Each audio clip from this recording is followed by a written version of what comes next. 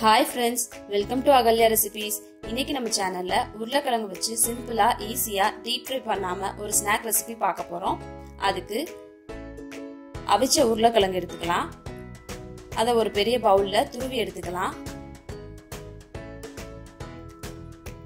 நான் இங்க 6 சின்ன உருளைக்கிழங்கு எடுத்துர்க்கேன். நீங்க ஒரு பெரிய உருளைக்கிழங்குனா ஒரு 3 உருளைக்கிழங்கு எடுத்துக்கிட்டா போதும்.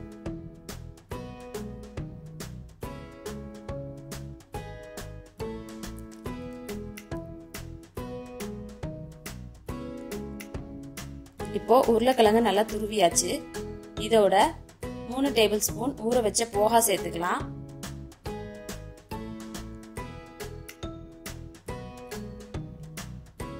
அதோட 1/4 டீஸ்பூன் மஞ்சள் தூள், 1/2 டீஸ்பூன் மிளகாய் தூள், 1/2 டீஸ்பூன் கரம் மசாலா, 1/2 டீஸ்பூன் சீரகத்தூள், தேவையான அளவு உப்பு,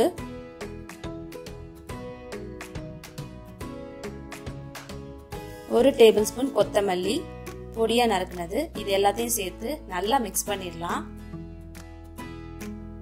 நான் இங்க பொட்டேட்டோவை துருவி இருக்கேன்.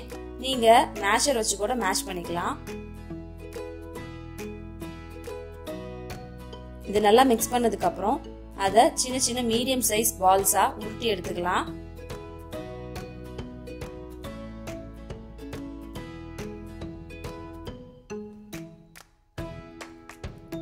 நான் இங்க ஊற வச்ச போகா யூஸ் பண்ணிருக்கேன். போகா இல்லைன்னா நீங்க ரைஸ் கூட யூஸ் பண்ணிக்கலாம்.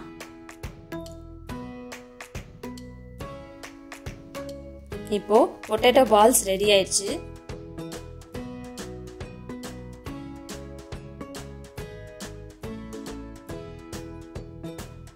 இப்போ ஒரு பனியார கடாயில கொஞ்சமா நெய் ஊத்திக்கலாம்.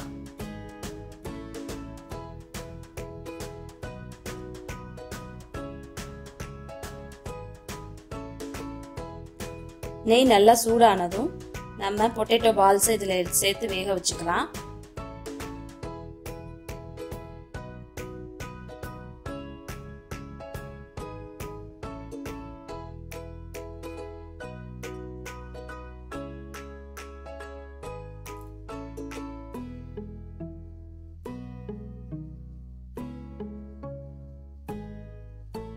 இத நெய் எல்லா சைடும் படுற மாதிரி பரட்டி விட்டுக்கலாம். இது நல்லா கோல்டன் பிரவுன் ஆகுற வரை நம்ம வேக வைக்கணும். அதனால ஸ்டவ் சிம்மர்ல வச்சு வேக வச்சுக்கோங்க. எல்லா சைடுமே நல்லா கோல்டன் பிரவுன் ஆகணும்.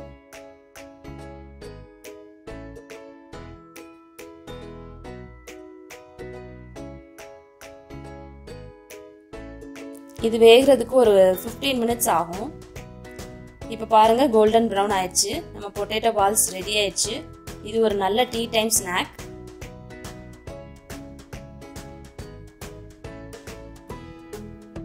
டீப் ஃப்ரை பண்ணாத ஹெல்தியான பொட்டேட்டோ பால்ஸ் ரெடி ஆயிடுச்சு.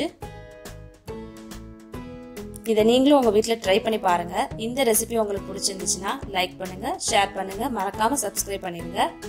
Thank you.